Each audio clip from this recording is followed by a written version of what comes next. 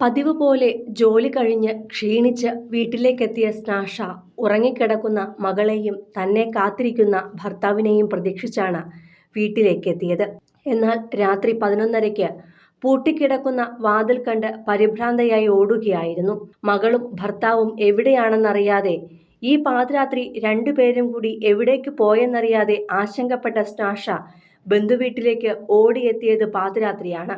മണിക്കൂറുകളോളം നീണ്ട അന്വേഷണത്തിനൊടുവിൽ രാവിലെ പോലീസ് സ്റ്റേഷനിൽ പരാതി നൽകും മുന്നേ ഒന്നുകൂടി വീട്ടിൽ അന്വേഷിക്കാൻ പോയപ്പോഴാണ് മകളെയും ഭർത്താവിനെയും മരിച്ച നിലയിൽ കണ്ടെത്തിയത്. രാവിലെ തനിക്ക് ചക്കരയുമ്മയും നൽകി ജോലിക്ക് പറഞ്ഞുവിട്ട മകളുടെ കിടപ്പ് കണ്ട് നെഞ്ചുപൊട്ടി കരയാൻ മാത്രമേ സ്നാഷയ്ക്ക് സാധിച്ചുള്ളൂ. മണിക്കൂറുകൾക്കിപ്പുറം നടപടികൾ പൂർത്തിയാക്കി മകളുടെയും ഭർത്താവിന്റെയും മൃതദേഹം വീട്ടിലേക്ക് എത്തിച്ചപ്പോൾ ഇവിടെ തന്നെ തനിച്ചു വിട്ടിട്ട് രണ്ടാളും കൂടി പോയല്ലോ എന്ന് പറഞ്ഞ് സങ്കടമടക്കാനാകാതെ കരയുകയായിരുന്നു സ്നാഷ. സെയിൽസ്മാനായി ജോലി ചെയ്യുകയായിരുന്നു ആത്മഹത്യ ചെയ്ത പവിശങ്കർ. സ്നാഷ സെയിൽസ് ഗേളുമായിരുന്നു. ഇരുവർക്കും ഏക മകളാണ് വാസുകി. ജീവിതത്തിൽ അധികമൊന്നും മിച്ചം വയ്ക്കാനില്ലാത്ത ജോലിയാണ് ഇരുവർക്കുമെങ്കിലും വാടക വീട്ടിലെ ജീവിതവും മറ്റുമായി സന്തോഷകരമായി മുന്നോട്ടു പോവുകയായിരുന്നു ഇവർ. മകൾ തന്നെയായിരുന്നു അവർക്ക് മുന്നോട്ട് പോകുവാനുള്ള കരുത്ത്. എന്നാൽ അപ്രതീക്ഷിതമായാണ് 33-കാരനായ പവിശങ്കറിന് ജോലി നഷ്ടമായത്. അതിനുശേഷം സാമ്പത്തിക ബുദ്ധിമുട്ടുകളിൽ കുടുങ്ങുകയായിരുന്നു കുടുംബം. സ്നാഷയുടെ വരുമാനം മാത്രമായിരുന്നു കുടുംബത്തിന്റെ ജീവിതമാർഗം.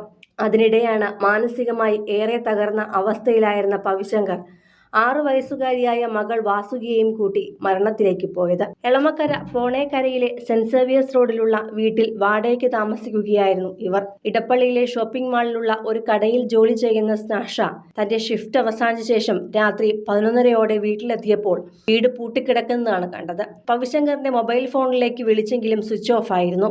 മകളെയും ഭർത്താവിനെയും കാണാതായതോടെ പരിഭ്രാന്തയായ സ്നാഷ രാത്രി തന്നെ പൂത്തോട്ടയിലുള്ള ബന്ധു ശബരീഷിന്റെ വീട്ടിലേക്കെത്തി. തുടർന്ന് ഇരുവരും ഒരുമിച്ച് സുഹൃത്തുക്കൾ വഴിയും ബന്ധുക്കൾ വഴിയുമെല്ലാം അന്വേഷണം നടത്തി.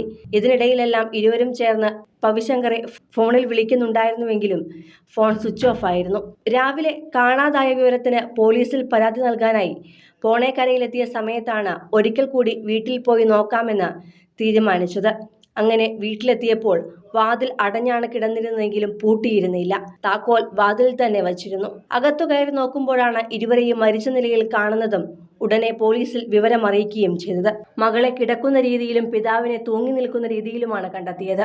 മകൾക്ക് വിഷം കൊടുത്ത ശേഷം പിതാവ് ജീവനെടുക്കുകയായിരുന്നുവെന്നാണ് പോലീസ് നിഗമനം. ആത്മഹത്യയാണ് എന്ന് കരുതുന്നുണ്ടെങ്കിലും വിശദമായ അന്വേഷണത്തിന് ശേഷമേ മരണകാരണം വ്യക്തമാകൂ എന്ന് പോലീസ് വ്യക്തമാക്കിയിട്ടുണ്ട്. സിനിമ, ഫാഷൻ, ലൈഫ് സ്റ്റൈൽ വാർത്തകൾക്കായി മലയാളി ലൈഫ് സബ്സ്ക്രൈബ് ചെയ്യൂ. ലേറ്റസ്റ്റ് അപ്ഡേറ്റ്സിനായി ബെൽ ബട്ടണും അമർത്തുക.